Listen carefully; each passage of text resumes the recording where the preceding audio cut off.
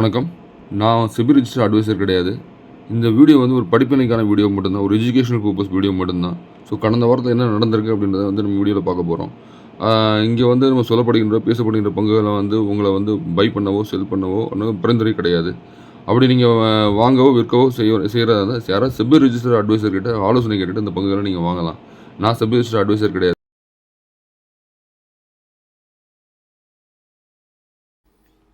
வணக்கம்.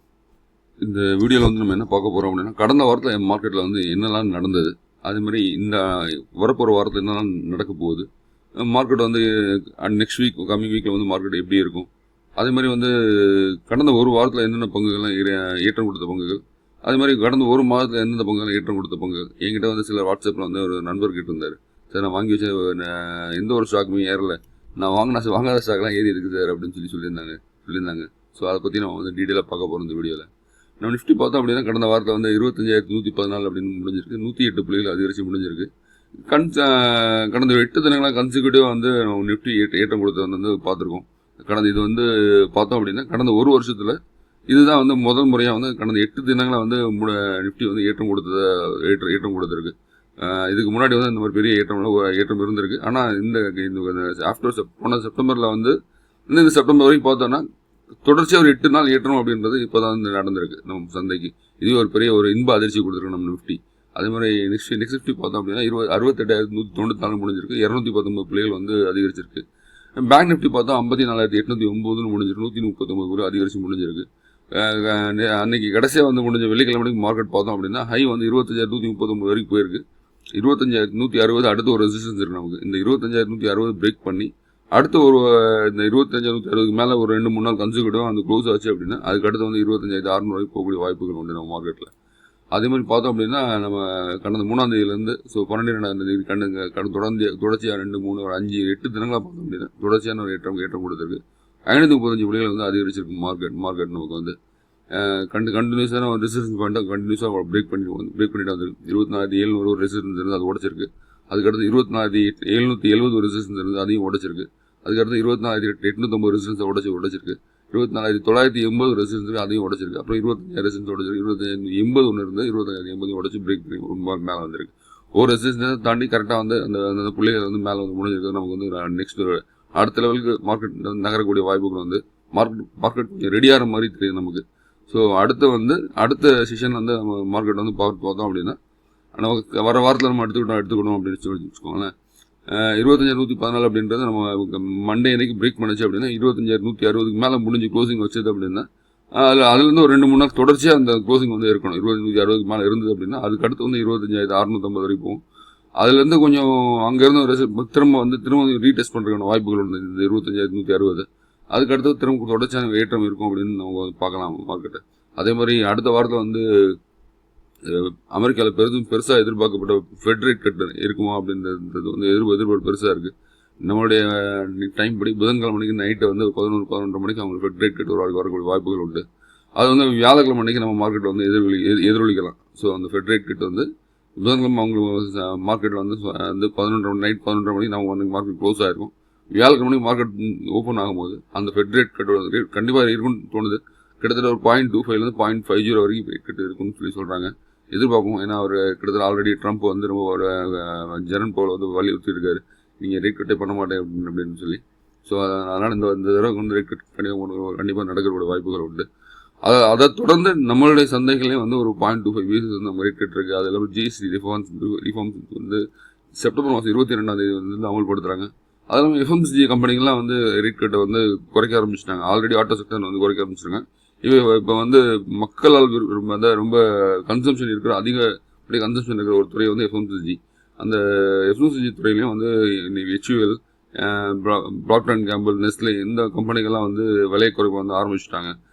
ஆல்ரெடி வந்து ஹெச்யூஎல்லாம் வந்து கொடுத்தாங்க. ஹார்லிக்ஸ் பார்த்து 130 ரூபா 110 ரூபா, கிசான் ஜாம் வந்து 90 ரூபா 80 ரூபா இந்த மாதிரிலாம் ரேட் எடுத்து கொடுக்க ஆரம்பிச்சிருக்காங்க. ஸோ இது வந்து மக்களுக்கு வந்து கன்சம்ஷன் அதிகரிக்கும். ஃபெஸ்டிவல் டைமில் வந்து இது அதிகரிக்கும். அதுமாதிரி இன்னொன்று கன்சூமர் டியூரல் சைட்லேருந்து இன்னும் அறிக்கைகள் வரல. அது வந்து ஃப்ரிட்ஜு, ஏசி இதெல்லாம் வந்து எவ்வளோ குறைய போகுது அப்படின்றது தெரியல. கிட்டத்தட்ட 10% குறையும். எந்தெந்த கம்பெனிகள் எவ்வளோ இறக்குறாங்க அப்படின்றது தெரியல. அது வந்து அடுத்த வாரத்தில் வரும்போது நம்மளுடைய சந்தைகள் இன்னும் கொஞ்சம் அதிகப்படும்.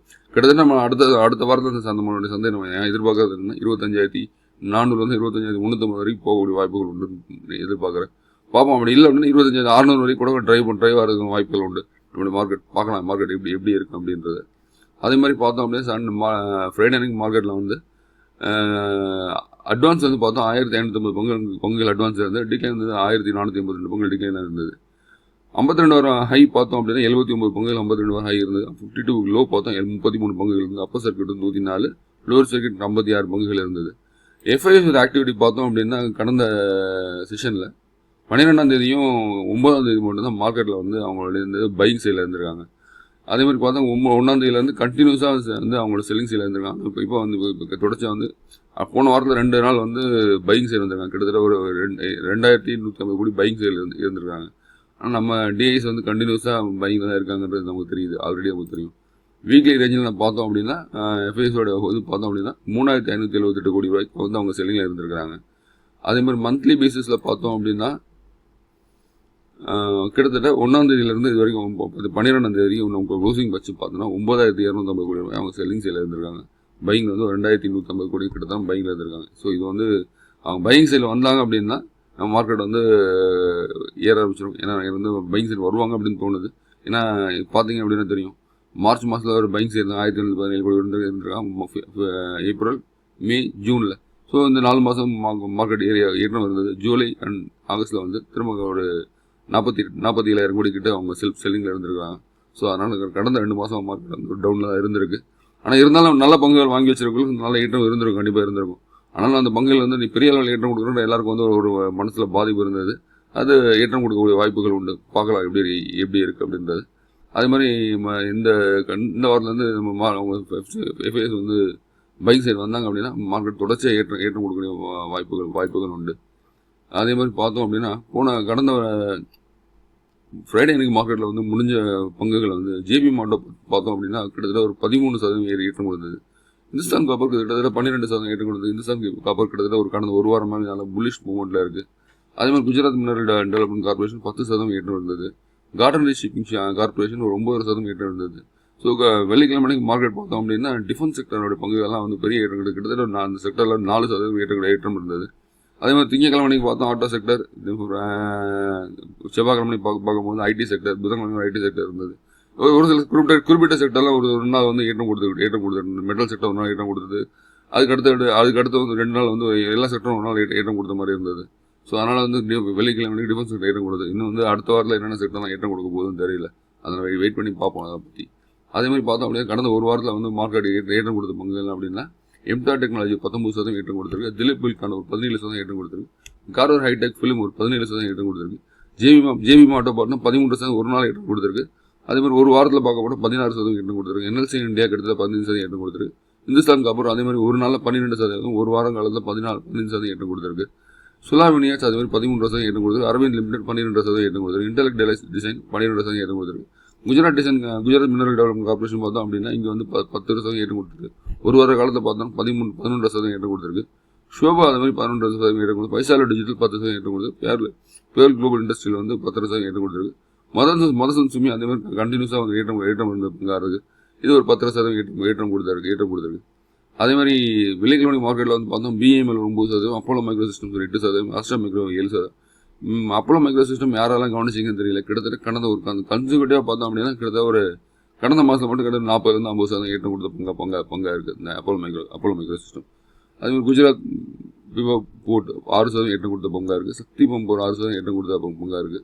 பாரத் டைனமிக்ஸ் பிடிஎல் ஒரு 6% ஏற்றம் கொடுத்த பங்காக இருக்குது.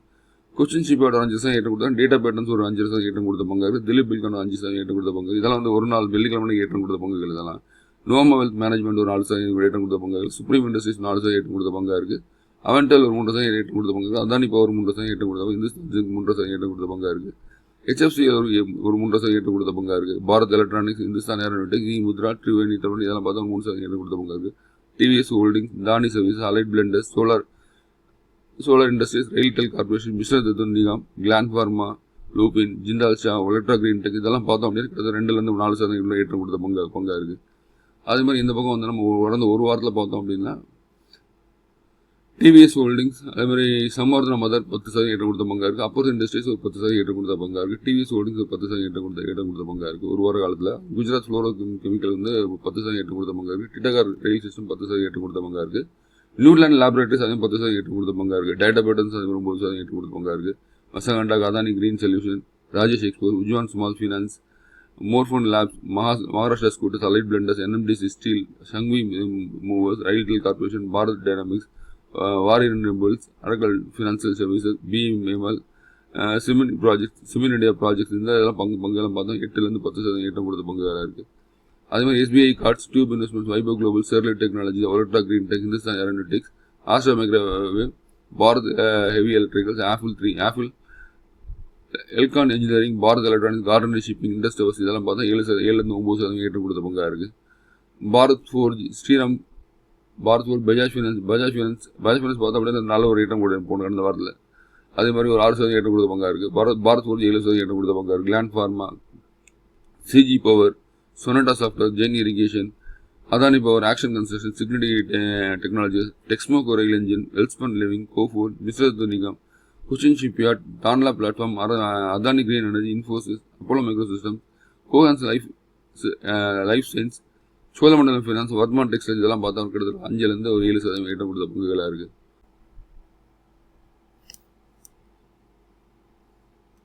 Neogen Chemicals, Premier Energies, Process System, Adani Ports, Cyient இதெல்லாம் பார்த்தோம்னா கடந்த வாரத்தில் 5% ஏறிய பங்குகள் இருக்குது. First Suit Solution, Sensor Technology, Safari, Union Bank of India, Hindustan Zinc, கவலான் Technologies, Indian Bank, Caplin Point, Gokuldas Exports, Kaynes Technology, Paras Defence, Aurobindo Pharma, IDBI Bank, Adani Enterprises, JSW, Axis Bank இதெல்லாம் பார்த்தா கிட்டத்தட்ட 4-5% ஏறி பங்குகளாக இருக்குது. ஜஸ்டேல், HFC, அஷாகி, டீச்சர் Motors, Aarti Pharma Lab, SRF, NBC, Jupiter vacancy இதெல்லாம் பார்த்தோம் அப்படின்னா கிட்டத்தட்ட 4% ஏறி பங்குகளாக இருக்குது கடந்த வாரத்தில்.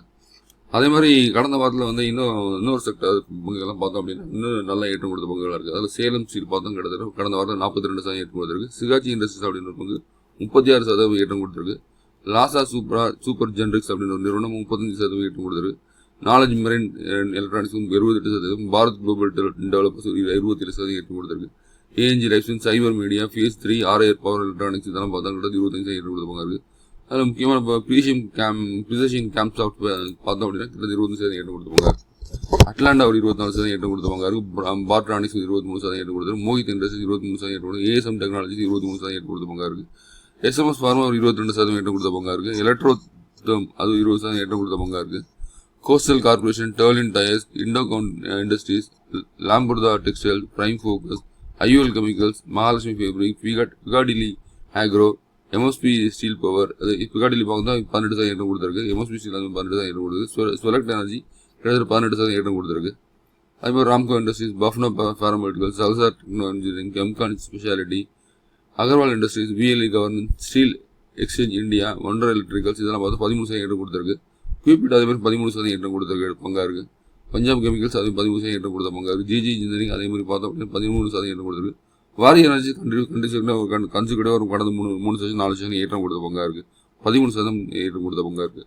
3200 3624 வரைக்கும் வந்திருக்கு. அது மாதிரி ஆர்ஃபின் இந்தியா 12% ஏற்றம் கொடுத்துருக்கு. மமதா மிஷினரி 12% ஏற்றம் கொடுத்துருக்கு. விக்ரம் இன்ஜினியரிங் 11% ஏற்றம் கொடுத்த பங்காக இருக்குது. பேரக் மில்க், போகார்னா, விக்ரம் சோலார் அதே மாதிரி 10% ஏற்றம் கொடுத்துருக்கு கடந்த வாரத்தில்.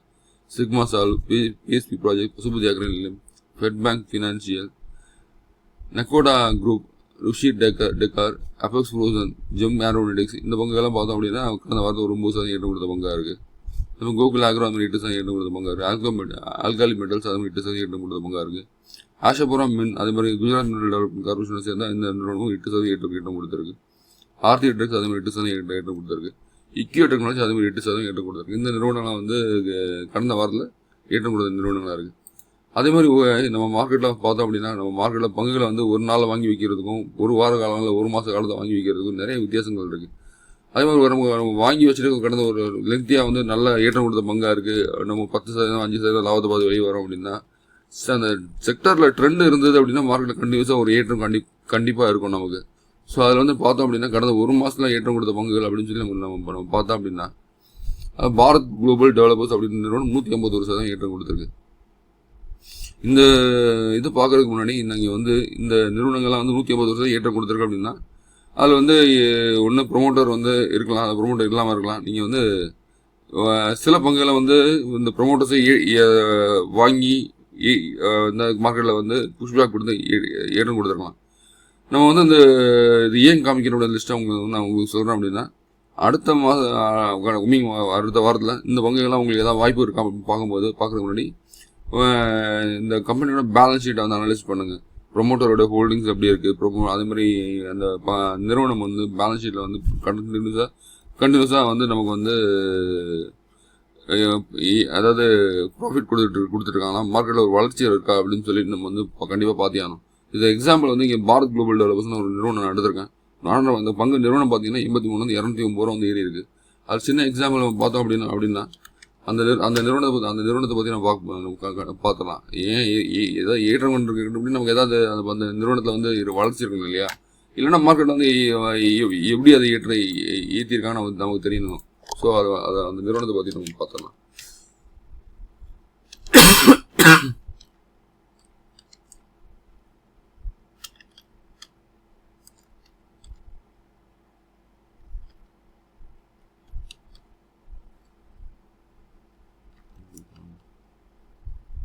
ஓகே, மார்க்கெட் வந்துருச்சு. ஸோ இந்த நிறுவனம் வந்து நீங்கள் நம்ம என்ன இதில் பார்த்தோம், 83 ரூபாலேருந்து 209 ரூபா வந்து வந்திருக்கு. 151% ஏற்றம் கொடுத்துருக்கு இந்த நிறுவனம். நான் உங்களுக்கு வந்து ஒரு கிளாரிஃபிகேஷனுக்காக தான் அதை உங்களுக்கு காட்டுறேன். 209 ரூபா வந்து ஏற்றம் கொடுத்துருக்கு. மார்க்கெட் கேபிட்டல் பார்த்தா 2117 ரூபா இருக்குது. ஸ்டாக்கோட பி 142 இருக்குது. ஃபீஸ் வேல்யூ 10 ரூபா இருக்குது. இதெல்லாம் ஓகே. அதே மாதிரி பிஇ பார்த்தா 142 இருக்கு இல்லையா? ஸோ இன்வெஸ்டர்ஸ்க்கு நம்ம வரும். இன்வெஸ்டர்ஸ் பார்த்தோம் அப்படின்னா இங்கே பாருங்கள், நல்லா கவனிங்க. இந்த நிறுவனத்தோட ப்ரொமோட்டர்ஸ் கிட்ட ஸ்டேக்கே கிடையாது. பப்ளிக்கிட்ட மட்டும் ஸ்டேக் இருக்குது. 99.99% 0.1% யார்கிட்ட இருக்குன்னு தெரியல. நம்ம வந்து அனலைஸ் பண்ணணும். அதே மாதிரி சேல்ஸ் பார்த்தோம் அப்படின்னா 26 கோடி வந்து மார்ச் இதில் காமிச்சிருக்காங்க. 2025 669 கோடி காமிச்சிருக்காங்க. ஸோ ப்ரொமோட்டர்கிட்ட ஸ்டேக்கே இல்லை. ஆனால் சேல்ஸ் வந்து எப்படி வந்திருக்குன்னு தெரியல. சேல்ஸ் இருக்குது அப்படின்னு சொல்லி மார்க்கெட்டில் காமிச்சிருக்காங்க. அப்புறம் எந்த ப்ரொமோட்டர் உங்களுக்கு இந்த சேல்ஸை காமிச்சாங்கன்னு தெரியல முதல்ல. அதே மாதிரி பார்த்தா ஈக்விட்டி கேபிட்டலில் வந்து பேலன்ஸ் ஷீட் வந்து ரிசர்வில் வந்து கடந்த இதில் 89 கோடி ரிசர்வில் கேஷ் இருக்காவும், கடனில் வந்து 88 கோடி இருக்கிறதாகவும் காமிச்சிருக்காங்க. ஸோ இந்த மாதிரி நிறுவனங்கள் நீங்கள் வந்து அனலைஸ் பண்ணி வாங்குறது முக்கியமாக உங்களுக்கு சொல்லக்கூடியது. ஏன்னா இந்த ப்ரொமோட்டர்ஸ் கிட்ட ஸ்டேக்கே இல்லாமல் ஒரு நிறுவனத்தை வாங்கி வச்சிருந்தது. இப்போ இவ்வளோ தூரம் ஏற்றம் கொடுத்துருக்கு. இந்த நிறுவனம் வந்து நம்ம வந்து 200 ரூபா ஏற்றம் கொடுத்துட்டு நம்ம 200 ரூபா வாங்கணும் அப்படின்னா அங்கேருந்து கீழே விழுக ஆரம்பிச்சிடும். கண்டினியூஸாக ஃபால் ஆக ஆரம்பிச்சிடும். அப்புறம் வந்து இது 1 ரூபா 2 ரூபாய்க்கு வந்து ட்ரேட் ஆக ஆரம்பிச்சோன்னா நம்மளுடைய பணம் வந்து அதில் போய் மாட்டிடும். முக்கியமாக அந்த பணத்தை வந்து திரும்ப ரிட்டர்ன் எடுக்கவே முடியாது.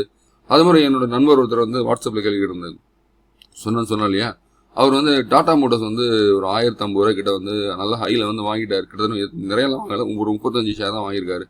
அது திரும்ப இன்னொரு நண்பர்கிட்ட நான் சொன்னேன், 30 இந்த மாதிரி நான் டாடா மோட்டர்ஸ் வாங்கியிருக்கேன், ஒரு 900, அதாவது 1050 ரூபா வாங்கி 35 ஷேர் வாங்கியிருக்கேன். பார்த்தோம் அப்படின்னா இப்போ 950 ரூபா வந்துருச்சு, என்ன பண்ணலாம் அப்படின்னு கேட்டிருக்காரு. அந்த நண்பர் உடனே சொல்லியிருக்காரு, நீங்கள் திரும்ப வாங்கி அதை ஆவரேஜ் பண்ணிக்கோ, இப்போ 950 ரூபா கிடைச்சா நல்ல பங்கு தாங்க, 950 ரூபாய்க்கு வாங்கிக்கோங்க அப்படின்னு சொல்லியிருக்காரு. அவர் திரும்ப 950 ரூபாய்க்கு ஒரு 30 பங்குகள் வாங்கியிருக்காரு. இப்படியே வந்து குறைய கிட்டத்தட்ட வாங்கி சேர்த்த பங்குகள் பார்த்தீங்கன்னா கிட்டத்தட்ட ஒரு 220-225 சொன்னார். கிளாஸ் நான் கேட்கும்போது 235 பங்குகள் வந்து வாங்கியிருக்காரு. 225 பங்குகள் அப்படின்னு சொல்லி பார்க்கும்போது கிட்டத்தட்ட அவர்கிட்ட 1,40,000 1,50,000 வந்து அதில் வந்து இன்வெஸ்ட்மெண்ட் போட்டு பண்ணியிருக்காரு. என்கிட்ட சொன்னார் சொல்லும்போது ஸோ அந்த இன்வெஸ்ட்மெண்ட்டில் வந்து பார்த்தோம் அப்படின்னா ப்ராஃபிட் வந்து -1.5 லட்ச ரூபாய்க்கு மைனஸில் இருக்குது. ஸோ இப்போ வந்து நம்ம வந்து டாடா மோட்டர்ஸ் நமக்கு பிடிச்ச கம்பெனியாகவே இருக்கலாம். ஸோ மார்க்கெட்டில் இறங்கும் போது அந்த கம்பெனியில் போய்ட்டு ஆவரேஜ் பண்ணோம் அப்படின்னா திரும்ப இறங்கிட்டு இருக்கோம், ஆவரேஜ் பண்ணி அதில் பிரயோஜனம் கிடையாது. நீங்கள் அந்த ஆவரேஜ் பண்ணுற பைசாவில் நீங்கள் வேறு ஏதோ ஒரு நிறுவனத்தில் இப்போ நீங்கள் எடுத்துக்கிட்டீங்கன்னா கண்டினியூஸாக அப்போலோ மைக்ரோ ஏரி இருக்குது, ஸ்டாலின் ஃப்ளோரோகம் ஏரி இருக்குது, இது மாதிரி நிறைய ஏரிய நிறுவனங்கள் இருக்குது. கடைசியில் பார்த்தா டிஃபென்ஸ் செக்டர் பங்குகள்லாம் கண்டினியூஸாக ஒரு ஏற்றம் கொடுத்துட்டு இருக்கு. இப்போ கொஸ்டின் ஷிப்பாடு ஏற்றம் கொடுத்துருக்கு, கார்டு ஷிப்பிங் பில்டிங் ஏற்றம் கொடுத்துருக்கு, ஜெய் கார்ப் ஏற்றம் கொடுத்த பங்காக இருக்குது, செமிகண்டக்டர் சிஜி பவர் மெமோஸ்ட்ரிப் இதெல்லாம் வந்து ஏற்றம் கொடுத்த பங்காக இருக்குது.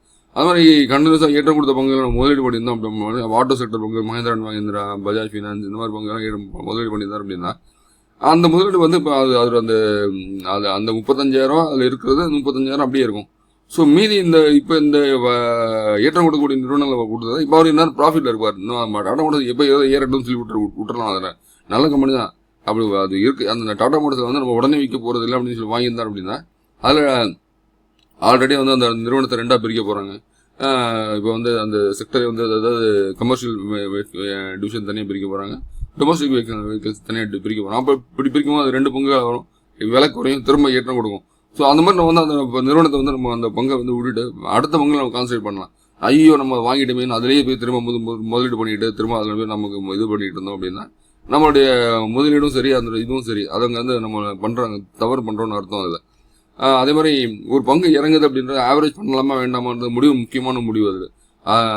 ரொம்ப வந்து பக்கத்தில் தான் இருக்குது அப்படின்னா அப்போ ஆவரேஜ் பண்ணி விற்க போகிறது, ஆவரேஜ் பண்ணி விற்றுட்டு வெளியே வர்றது வேறு விஷயம். கண்டினியூஸாக இறங்கிட்டே இருக்க ஆவரேஜ் பண்ணோம் அப்படின்னா நம்ம பண்ணுற முட்டாள்தனமான விஷயமும் அதுவும் கூட. அந்த பங்கு வந்து ஆவரேஜ் பண்ணால் விட்டுட்டு நீங்கள் வந்து வெளியில் வந்து வேறு பங்கு வந்து முதலீடு பண்ணியிருந்தீங்க அப்படின்னு பண்ணிங்கன்னா அதுக்கு வந்து நல்ல ஒரு ரிட்டர்ன் கொடுக்கக்கூடிய வாய்ப்புகள் உண்டு. ஸோ அதனால் வந்து நல்ல நிறுவனம் பார்க்கும்போது அந்த நல்ல நிறுவனங்களாக இருந்தாலும் சரி ஆவரேஜ் பண்ணுறது எப்போ ஒரு முடிவு எடுக்கலாம்னு அந்த முடிவை பார்த்து எடுங்க. அது முக்கியமான விஷயம். அதே 1.5 லட்ச ரூபா இருந்ததுன்னா மார்க்கெட்டில் ஒரு நேரம் 15-20 வந்து நம்ம வந்து ஒரு 3 மாத காலத்தில் வந்து அவர் சம்பாதிச்சிருக்கலாம். எனக்கு தெரிஞ்சு நல்ல நிறுவனங்களை போட்டிருந்தாருன்னா எனக்கு தெரிஞ்சு இப்போ நீங்கள் அப்போலோ மைக்ரோசிஸ்டம் ஒரு 100 எல்லாமே மிக்சிங்காக ஒரு 150 ஒரு 4-5 பங்கு வாங்கி வச்சிருந்தாருன்னா 4-5 பங்கு 10% கொடுத்திருந்தா கூட ஒரு நேரம் ஒரு 10-12 அந்த வகையில் வந்து ப்ராஃபிட் நிற்கும். இதுதான் முக்கியமான விஷயம். அதே மாதிரி பார்த்தோம் அப்படின்னா ஏசப் டெக்னாலஜிஸ் பார்த்தீங்கன்னா கடந்த ஒரு மாதத்தில் ஒரு 60% ஏற்றம் கொடுது, பிரைம் ஃப்ரெஷ் வந்து 90% ஏற்றம் கொடுது, கிராண்ட் ஓக் கேனியன்ஸ் வந்து 99% ஏற்றம் கொடுத்த பங்காக இருக்குது, ஷாலின் வந்து 54% ஏற்றம் கொடுத்த பங்காக இருக்குது, மைக் எலக்ட்ரானிக்ஸ் அதே மாதிரி 54% ஏற்றம் கொடுத்த பங்காக இருக்குது, ஜெய் கார்ப் அதே மாதிரி 49% ஏற்றம் கொடுத்த பங்காக இருக்குது, ஷரிகான் ரவிஸ் 43% ஏற்றம் கொடுத்த பங்காக இருக்குது, கன்சாலிடேட் கன்ஸ்ட்ரக்ஷன் 42% ஏற்றம் கொடுத்த பங்காக இருக்குது, ப்ரொஜெக்ட் இண்டஸ்ட்ரீஸ் 40% ஏற்றம் கொடுத்த பங்கு, ஜேடிஇகேடி ஆட்டோ செக்டர் சேர்ந்த பங்கு இது 40% ஏற்றம் கொடுத்த பங்காக இருக்குது, சிகாஜி இண்டஸ்ட்ரி அதே மாதிரி 39% ஏற்றம் கொடுத்து, RIR power electronics, Bharat seat, ருசி டெக்கார், ஜேஐடிஎஃப் இன்ஃப்ரா லாஜிஸ்டிக்ஸ், பாரக் வேலி சிமெண்ட்ஸ், A1L, ஆதித்யா இன்ஃபோடெக் பார்த்தீங்க அப்படின்னா கிட்டத்தட்ட சத்தமே இல்லாமல் ஏறி இருக்கு. இந்த நிறுவன பங்கு கவனிக்கலாம் 36% சத்தமே இல்லாமல் ஏறி இருக்கு. ஸோ இந்த ஆதித்யா இன்ஃபோடெக் அப்படின்றது வந்து நம்ம வந்து இதில் வந்து நம்மளோட என்எஸ்சி சைட்டில் வந்து சிபி ப்ளஸ்னு வரும் இந்த நிறுவனம். ப்ரிசிஷன் கேம்சாப் அதே மாதிரி 35% ஏற்றம், கிராசல் 35% ஏற்றம், DPYS, Ravinder Heights, Fedders Holding, Atlanta, RPP Infra Projects இதெல்லாம் பார்த்தா 33% ஏற்றம் கொடுத்த பங்காக இருக்குது, டாலின் டயர்ஸ், ஒன் மொபிலிங் சிஸ்டம் ஸோ இந்த 31% ஏற்றம் கொடுத்த பங்கு, பாரக் மில்க் பார்த்தோம் அப்படின்னா 30% ஏற்றம் கொடுத்த பங்காக இருக்குது, ஏத்தர் எனர்ஜி அதே மாதிரி சத்தமே இல்லாமல் இருக்குது 30% ஏற்றம் கொடுத்த பங்காக இருக்குது, இண்டோஃபார்ம் எக்யூப்மெண்ட், சிரீஷ் இண்டஸ்ட்ரீஸ், ப்ரூவிங்டன் Ventures, Davangere Sugar, Salasar Techno Engineering, Lumax Industries, DRC System, ஸ்பீக்கர், காந்தி ஸ்பெஷல் இதெல்லாம் பார்த்தா கிட்ட 25% ஏற்றம் கொடுத்த பங்காக இருக்குது, வாரி எனர்ஜி, டிஆர்பி Denims, Jindal Poly Investment, Indian Metal, IOL Chemicals, Magnum and Sigma சால், Botanics, Arfin India, Century Textiles இதெல்லாம் பார்த்தா 25% ஏற்றம் கொடுத்த பங்காக இருக்குது. அது மாதிரி எஸ்எஃப்எஸ் ஃபார்மேட்டில் 23% ஏற்றம் கொடுத்த பங்காக இருக்குது, HLE கிளாஸ் கோட்டம் 23% ஏற்றம் கொடுத்த பங்காக இருக்குது, அதுல் ஆட்டோ அந்த மாதிரி 22% ஏற்றம் கொடுத்த பங்காக இருக்குது, ஆஷாபுரம் வந்து 23% ஏற்றம் கொடுத்த பங்காக இருக்குது, ரோசல் டெக் பார்த்தோம் அப்படின்னா 22% ஏற்றம் கொடுத்த பங்காக இருக்குது, குவாலிட்டி பவர் எலக்ட்ரிக்ஸ் அதே மாதிரி 20% ஏற்றம் கொடுத்த பங்காக இருக்குது. இந்த மாதிரி நிறுவனம் பாப்புலர் வெஹிக்கிள்ஸ், ரிஷப் இன்ஸ்ட்ருமெண்ட்ஸ் அதே மாதிரி பார்த்தோம் அப்படின்னா பிஎஸ்பி ப்ராஜெக்ட்ஸ், ஜம்னாயின் Auto Industries, Vascon Engineers, Gokul Agro, ரசா, Diffusion Engineers, GG Engineering, Prime Focus, Vimta Labs, Modern Threads, Avonmore Capital, Nagreeka Exports, Cupid பார்த்தீங்கன்னா 18% ஏற்றம் கொடுத்து ஒரு மாதத்தில், அது மாதிரி எம்எஸ்டிசி அது 18% ஏற்றம் கொடுத்துருக்கு, டூரிசம் ஃபைனான்ஸ் 17% ஏற்றம் கொடுத்து, டால்ரோஸ் ஆட்டோ வந்து 17% ஏற்றம் கொடுத்துருக்கு, ஷேரம் சில்க் அதே 17% ஏற்றம், ஃபிஎம் இண்டஸ்ட்ரீஸ் அதே மாதிரி 17% ஏற்றம் கொடுத்துருக்கு, குவாட்ரண்ட் ஃபியூச்சர் அதே மாதிரி 16% ஏற்றம் கொடுத்து, கியூ டெக்னாலஜி 16% ஏற்றம் கொடுத்து, குவிக்கி டெக்னாலஜிஸ் 16% ஏற்றம் கொடுத்துருக்கு, JDL industries, SPC exports, Kamath hotels, Garuda construction அதே மாதிரி பார்த்தீங்கன்னா 175 நாள் 303 15% ஏற்றம் கொடுத்துருக்கு, 22% ஏற்றம் இந்த பங்கெல்லாம், சூப்ரோஸ் லிமிடெட் அதே மாதிரி 15% ஏற்றம் கொடுத்து, ஐடியா ஃபோர் அதே மாதிரி 15% ஏற்றம் கொடுத்த பங்கு, ராக்மி சோர் அதே மாதிரி 15% ஏற்றம் கொடுத்தாரு. நம்ம வந்து ஒரு வாரத்தில் 2-3 நாள் வந்து ரொம்ப குறைஞ்ச டைமில் பார்க்குறோம். அந்த பங்குக்கு வந்து நம்ம வாங்கி வச்சிருந்தா ஒரு 2-3 நாள் டைம் கொடுக்கணும், அதுக்கப்புறம் ஒரு வாரம் கழிச்சு தான் வந்து ஏற்றம் கொடுக்க ஆரம்பிக்குது அப்படின்னு ட்ரெண்டில் இருந்ததுக்குன்னா கண்டிப்பாக நமக்கு வந்து நல்ல ஒரு ஏற்றம் இருக்கும். ரெட்டே பார்த்தீங்கன்னா 15% ஏற்றம் கொடுத்துருக்கு. அதனால் வந்து அந்த ட்ரெண்ட் இருக்கும்போது நம்ம மார்க்கெட்டில் கண்டினியூ பண்ணி நம்ம அந்த ஸ்டாக்கை கையில் வச்சுருந்தா தான் நம்ம வந்து அந்த ரிட்டர்ன் ஒரு 4% 5% ஏறும் விற்றுட்டு வெளியே வந்துட்டிங்க அப்படின்னா அந்த ஏற்றத்தை நமக்கு அந்த கையில் வந்து பொட்டன்ஷியலை பார்க்க முடியாது. பார்த்தீங்கன்னா நிலா ஸ்பேஸ் எல்லாம் 14% ஏற்றம் கொடுத்து, யாத்ரா கண்டிப்பாக 15% ஏற்றம் கொடுத்துருக்கு, இவ்வளோ பொங்கல் நமக்கு எல்லாம் ஈட்டம் கொடுத்த பொங்கலாக தான் இருக்குது. ஏன்னா கிட்டத்தட்ட வந்து இத்தனை பொங்கல் வந்து கடந்த ஒரு மாதத்தில் ஈட்டம் கொடுத்த பொங்கலாக இருக்குது. ஸோ இதெல்லாம் நான் 10% ஈட்டம் கொடுத்த பொங்கல் நான் லிஸ்ட்டில் எடுத்திருக்கேன். ஸோ அதே மாதிரி பார்த்தீங்கன்னா நீங்கள் வந்து எந்த பொங்கல் நீங்கள் வாங்கி வைக்கலாம், அதுக்கு டைம் கொடுங்க. அப்போ தான் அந்த பொங்கலை வந்து ஈற்றம் இருக்கும். நீங்கள் வந்து வாங்கி வச்சுட்டு உடனே வித்துட்டு ஐயோ சார் நான் வித்த பிறகு ஏறுது அப்படின்னா அது நம்ம வந்து நம்ம கையில் அதுக்கு வந்து ராசி இல்லைன்னு அர்த்தமாட்டு கிடையாது. நம்ம பண்ணுற தவறுன்னு நம்ம சொல்லணுமே தவிர ராசிலாம் கிடையாது, ராசி எல்லாம் பலன் போய் சொல்லக்கூடாது. சரி, ஓகே, இந்த வீடியோ இதெல்லாம் முடிச்சது ரொம்ப லெங்க்தியாக போயிருக்கு. அடுத்த வீடியோ இன்னொரு வீடியோ வந்து நாளைக்கு காலையில் ஒரு வீடியோ போகணும். அதில் வந்து என்னென்ன பங்குகள்லாம் ஈட்டம் கொடுக்கக்கூடிய பங்குகள் அடுத்த வருது அப்படின்ற ஒரு அந்த பங்குகளை பற்றி பார்க்கலாம். நம்ம வாட்ஸ்அப் குரூப்பில் யாராவது ஜாயின் பண்ணணும் அப்படின்னு ஐடியா இருந்தீங்கன்னா டிஸ்கிரிப்ஷனில் லிங்க் இருக்குது, ஜாயின் பண்ணிக்கோங்க. தேங்க்யூ. அதே நம்ம வீடியோ உங்கள் ஃப்ரெண்ட்ஸ் கிட்ட ரெஃபர் பண்ணுங்கள், சப்ஸ்கிரைப் பண்ணுங்கள். தேங்க்யூ.